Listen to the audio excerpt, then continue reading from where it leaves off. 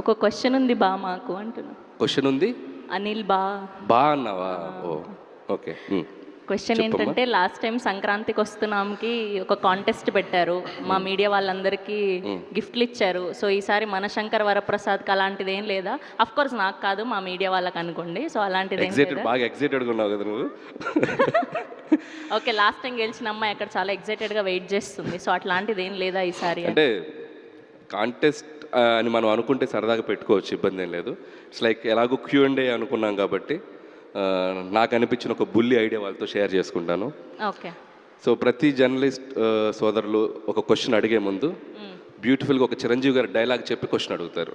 ఓ ఎవరైతే ఎగ్జాక్ట్గా సూపర్గా డైలాగ్ చెప్తారో చిరంజీవి గారి చేతుల మీదుగా ప్రీ రిలీజ్ ఈవెంట్లో అద్భుతమైన గిఫ్ట్. వరే వా, నైస్. సో దీంట్లో నేను కూడా పార్టిసిపేట్ చేయాలి? ఎవరైనా పార్టిసిపేట్ చేయొచ్చు, ఓపెన్ గ్రౌండ్. ఓకే. ఏదైనా నాకు నచ్చితేనే చేస్తా, నచ్చితేనే చూస్తా, కాదని బలవంతం చేస్తే కోస్తా. Just sweet warning. Oh my God, చాలా ఫ్లోలో ఉన్నారు, భయం వేస్తుంది ఇప్పుడు.